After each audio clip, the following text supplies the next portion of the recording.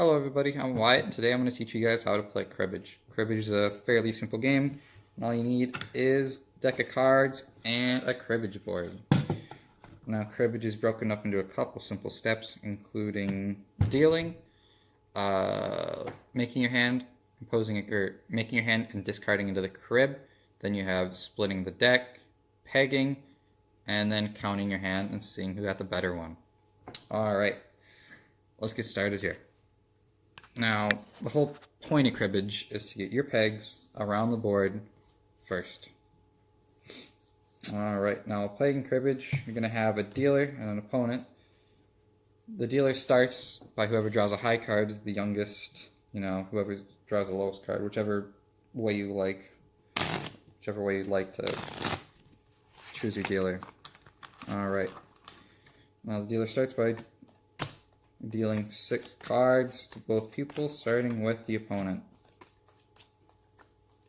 Just like that. Now moving on to the next step, should be composing your hand and discarding to the crib. I'll just give you a simple rules. Now, you're going to have to discard 2 cards into what's known as a crib. Now the points in those crib are going to be going to the dealer at the end of the round. Alright? Now in order to get points, you have to have ways of making 15, ways of having pairs, or ways of having runs. 15s, or combinations of 15, add up to 2 points. Runs are worth however many cards you have in a row. And then pairs are worth 2 points as well. So let's get started here. Let's look at this. Let's look at these cards. Now this is a pretty good draw, not gonna lie. They have 3 ways of 15. They have a pair, but they don't have any runs, which is alright. Now looking at this, knowing you're going to have to discard 2 cards, I'd keep in mind that these are the only 4 cards that are going to do anything. So you have a pair here, and you have 3 different 15s. Alright, so these cards get discarded into the crib. Now let's look at the dealer's hand. Alright. Now these ones aren't as good, but they're still alright. You got 2 ways of making 15, a pair, but no runs. Now knowing you're going to have to discard cards into the crib, 2 cards into the crib, that's going to be going right back to this person. I discard the 2 2s, because these cards don't do anything to your hand, but you'll be getting the points back in the crib. So let's do that. Alright. Now that that step's done, you gotta cut the deck. The opponent splits the deck, dealer flips that top card, throws it on the top. That card can now be used with your hand and the crib. Alright.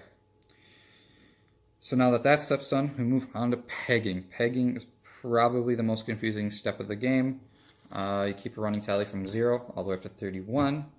In order to score points while pegging, you can get pairs, runs. You can either land on 15 or land on 31.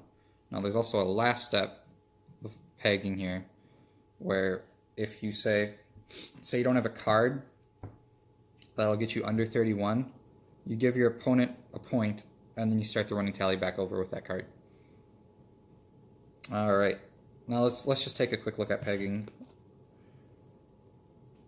Hopefully make it seem a little bit more clear here. Now with pegging, the opponent goes first. Let's say they play a 10, or 10, let's say they play 10 right here. And then this person, the dealer, of course would play 15, because that's the only way they could make points right there. So the dealer gets 2 points for getting 15. Now the opponent, they throw a 5, because that's a pair. Now the running tally is at 20, but the opponent also gets 2 points for having the pair. Now the dealer, say, throws a king, which is worth 10. Running tally is at 30. Nobody gets a point yet. But now the opponent can't get it under 31. So they're going to give the dealer a point and then play their 10, starting the running tally over again at 10. The dealer goes to 20, 30. Now, like I said again, dealer can't go. They give the opponent a point, they play 7, and last card always gets a point.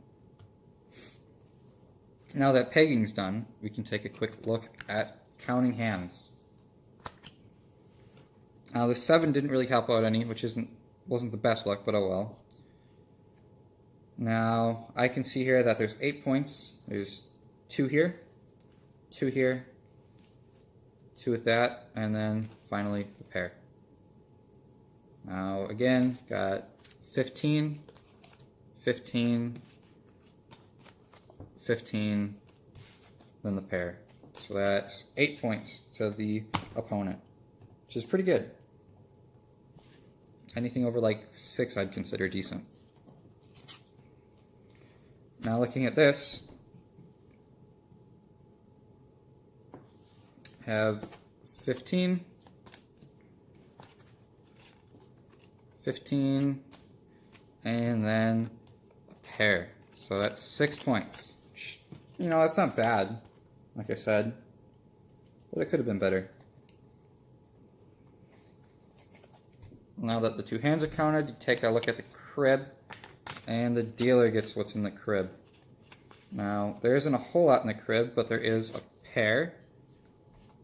There is 15, and there is a run of 3, which is 3 points. So you have 2 for the 15, 2 for the pair, then 3 for the run of 3.